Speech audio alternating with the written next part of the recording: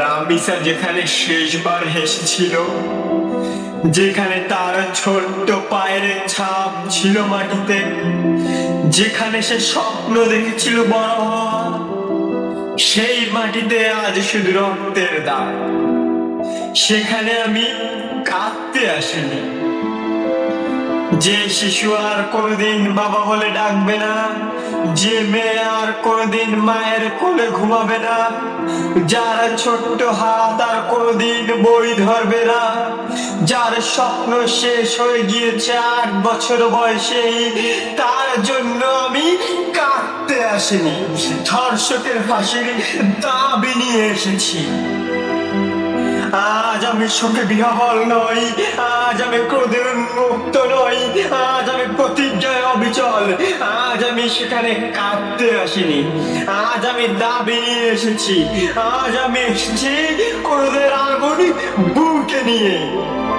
4 দিনে 4টা রামিসা, 4 দিনে 4টি স্বপ্ন ছিঁড়ে গিয়েছে, 4 দিনে 4টা মা হয়ে গিয়েছে পাথর, 4 দিনে 4টা পরিবার হয়ে গিয়েছে ধ্বংসস্তূপ। এই বাংলার মাটিতে কতদিন ভাবে চলবে, কত রক্ত ঝরলে বিচার হবে, কত লাশ পড়লে আইন নড়বে।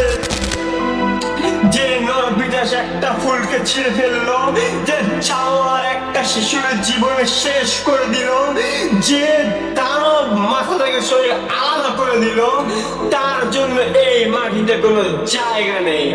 তার জন্য একটাই দাবি, একটাই কথা, একটাই আওয়াজ, ফাঁসি চাই।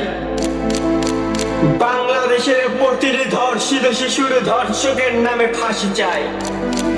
এই বাংলার মাটিতে দাঁড়িয়ে, এই বাংলা ভাষায়, যে ভাষা আমি আমার মাকে সম্বোধনে অভ্যস্ত, সেই ভাষায় আজ চিৎকার করে বলছি, আজ আমি এখানে কাঁদতে আসিনি, ফাঁসির দাবি নিয়ে এসেছি।